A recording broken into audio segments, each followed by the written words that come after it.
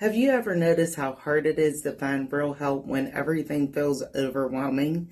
The truth is, we're facing a crisis on a global stage, and it's affecting all of us. There's no magic fix for mental health. It's about being there consistently and authentically. The person you're supporting doesn't need you to have all the answers, right? They just need you to show up and be honest. I've compiled a straightforward guide on how you can genuinely help those around you without judgment or pretense. Create a safe space. That safe space should also be non-judgmental. In the first step, you're going to listen without interrupting.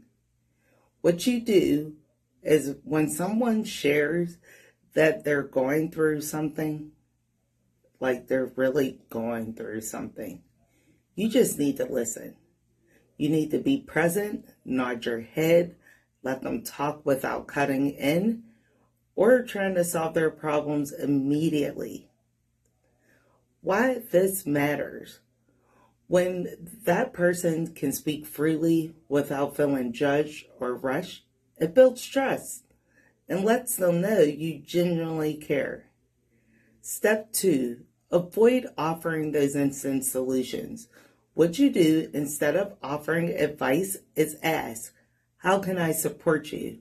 Or what do you need the most? Why it matters. This empowers that person to express their needs, putting them back in control of the situation while they know you're there to support and not to be the fixer. Be open. Share your struggles. You can relate honestly and genuinely with that person. What you do next is just share your mental health journey if it feels right to you in that moment. Be honest about how your challenges, what type of challenges you have without making the whole conversation about you. Why that matters. Being open about your struggles can help them feel less isolated. Show empathy, not just sympathy. What you do is you use phrases like, I've been there too, or I'm here with you. Avoid dismissive comments like, it'll be fine. Why that matters.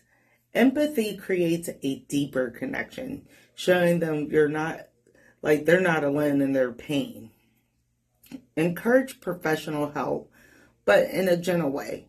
So the first step here is you're going to normalize therapy and counseling. What you do is talk about therapy as a healthy choice, not a last resort.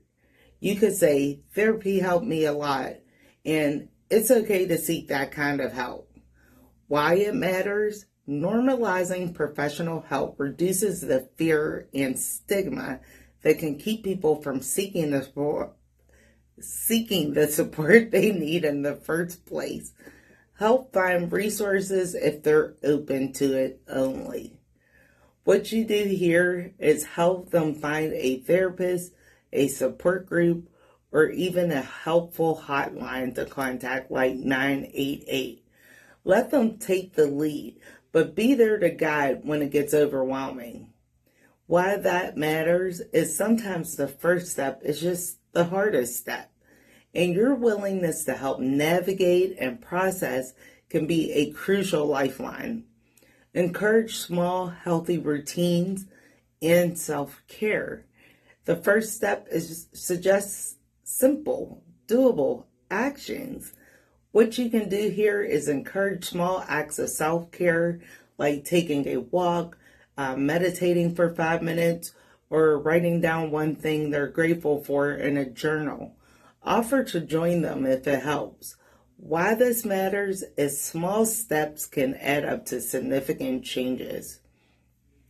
Focusing on manageable actions helps them feel more in control of their day-to-day and their mental health.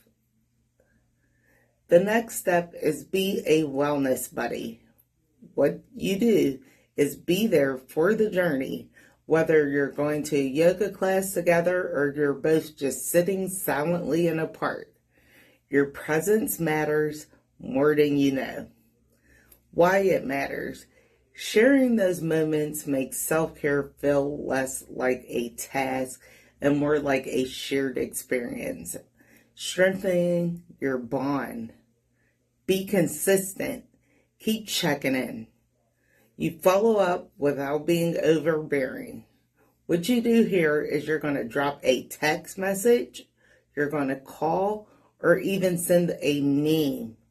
Even though it seems very simple, it tells the person, hey, I'm thinking of you. There's no pressure, just a check-in. Why it matters? Consistent check-ins reinforce that they're not alone, even when they're feeling down. Step 2, be there for the long haul. What you do, make it clear that your support doesn't disappear when things start to seem normal. Let them know that you're in it with them through the good and the tough times. Why this matters is knowing that someone is indeed there, no matter the ups or the downs, is deeply comforting to the person who's going through whatever they're going through. Then you need to be an advocate for change beyond the circle. Get involved in mental health awareness. You don't only have to do that in May. What you do here is share reliable information, participate in mental health events, or just talk openly about the issues that are in the community. Why it matters? Awareness helps break down barriers. It makes it easier for people to seek help and feel supported. Push for better access to care.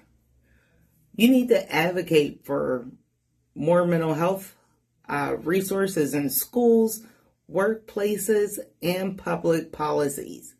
Why this matters is systemic changes are crucial to addressing the root problems of mental health care shortages, creating more accessible and supportive environment for everyone. Protect your well-being, set boundaries, be honest about what you can offer. What you do is know your limits, okay?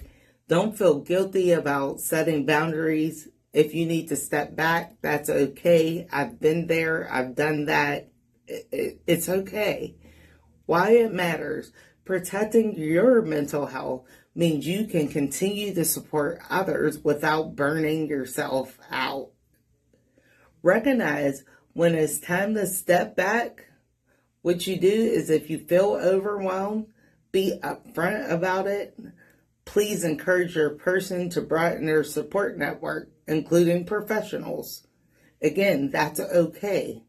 And why it matters is that sometimes you stepping back helps them lean on the professional resources they need for more support on a different level than you may be offered to help them. Now, on a personal note, I felt compelled to speak on this subject. Did you know that research studies provide some insights into general awareness of different warning signs? And what I found during my research is that there's a multitude of different studies, but there's a couple that just really stuck out to me. According to a study that was published by the American Psychological Association, around 50% of people may not even recognize warning signs of boom, boom. That means that someone close to them can be present and they not be aware that this person wants to do some